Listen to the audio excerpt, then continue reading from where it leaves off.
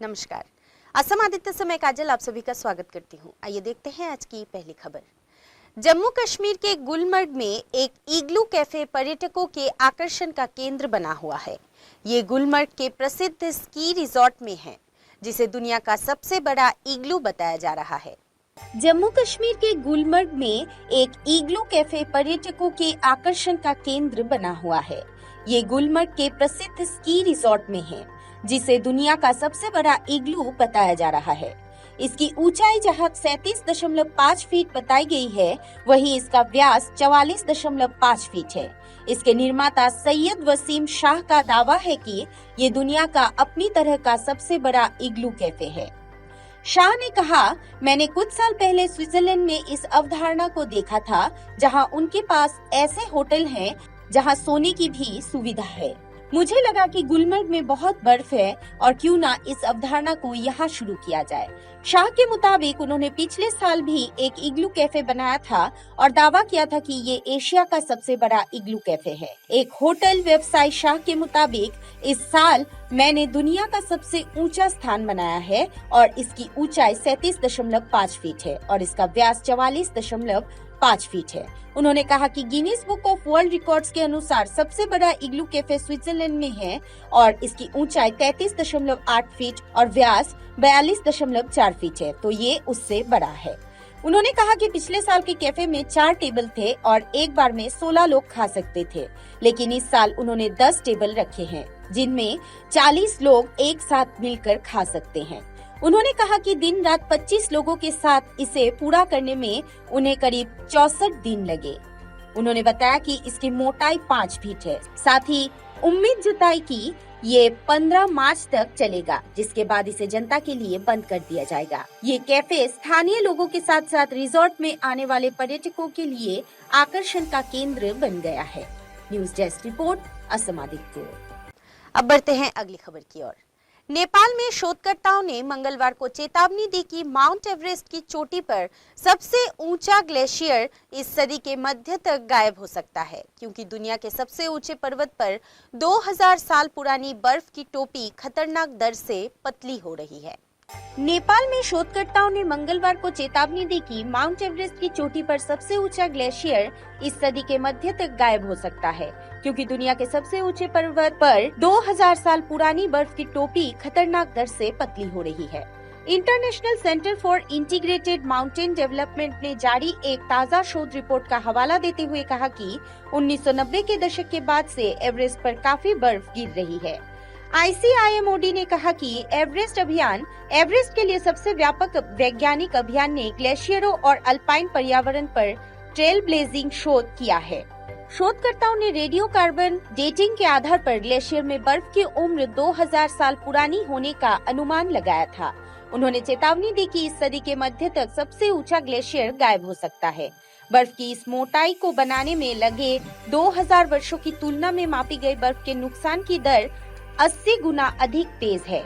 Mount Everest चीन और नेपाल की सीमा पर खड़ा है और दोनों तरफ से पर्वतारोही इस पर चढ़ते हैं।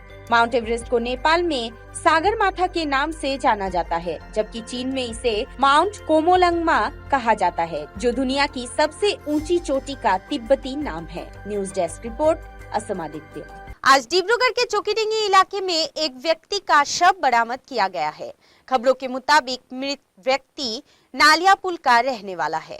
डिब्रूगढ़ के चोकीडिंगी के अंतर्गत मेस फैक्ट्री इलाके में आज एक व्यक्ति का शव बरामद हुआ है, जिसके चलते इलाके में सनसनी फैल गई है। मेस फैक्ट्री के एक नाले में इस शव को तैरता हुआ देख स्थानीय लोगों ने तुरंत ही पुलिस को सूचित किया। पुलिस ने मौके पर पहुंचकर शव को नाले से बाहर निकाला। गौरतलब है कि पुलिस रेस्क्यू में मृत व्यक्ति के जेब से एक वॉलेट मिला है, जिसमें व्यक्ति के पहचान पत्र के रूप में पैन कार्ड आदि मौजूद है। पैन कार्ड के जरिए मृत व्यक्ति की पहचान नालिया पुल के निवासी देवेश भट्टाचार्य के रूप में की गई है। फिलहाल पुलिस ने इस घटना के संदर्भ में अपनी जांच शुरू कर दी है। News desk report, Assam Aditya. যেতিয়া আমাক খবৰ দিছিলে তেতিয়া তেওঁ মানে আমি সুইপাৰ অহাৰ পিছত তেওঁক চিনাক্ত কৰিলোঁ। তেওঁ পাৰ্টিকুলাৰ্ছবিলাক চালোঁ, চাই গম পালোঁ তেওঁ আমাৰ নালিয়াপুৰ বৰবাৰী নালিয়াপুৰ ৰেলৱে কলনী হয় বুলি আমি জানিব পাৰিছোঁ আৰু তেখেতে এইটো কাৰ্বি আংলঙত ছায়েন্সত টিচাৰ কৰে বুলি আমি জানিব পাৰিছোঁ। তলৰ মানুহকেইটাই দেখিলে মানে তাৰপিছত মই দেখিছোঁ এই 15 মান হ'ব মৰ্ণিং এনেই কালি প্ৰত্যক্ষ কৰিছিল চোৱাৰ ভাগতে দেখিছিল। কিবা সন্দেহ আছে নেকি চিনাকি কিবা হৈছে নেকি? আৰু এইটো আপোনাৰ কি নাম আপোনাৰ? বিমল পদ্মা। কেনেকৈ দেখিলে বোলে?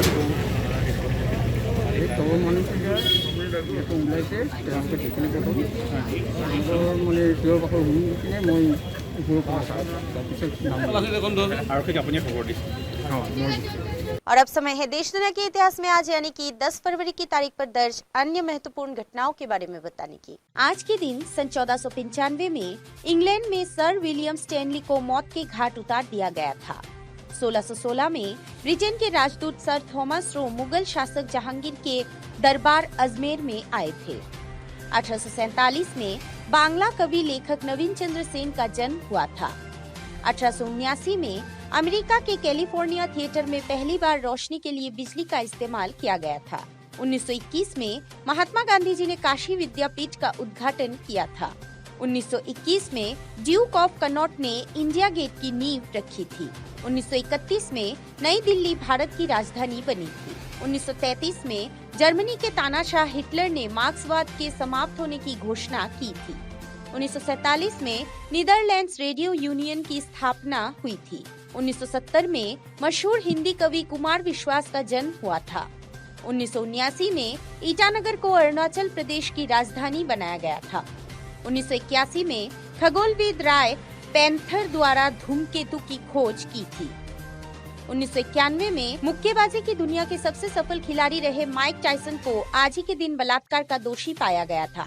अदालत ने उन्हें 6 साल की सजा सुनाई थी।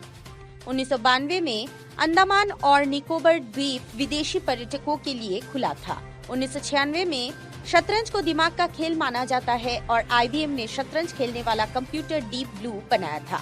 2005 में ब्रिटेन के प्रिंस चार्ल्स और लंबे समय से उनकी मित्र कैमिला पार्कर के विवाह की तारीख का ऐलान किया गया था। और आज ही के दिन सन 2009 में प्रसिद्ध शास्त्रीय गायक पंडित भीमसेन जोशी को देश का सर्वोच्च नागरिक सम्मान भारत रत्न से सम्मानित किया गया था। आज के लिए बस इतना ही। देखते रहिए असम आदित्य। नमस्कार।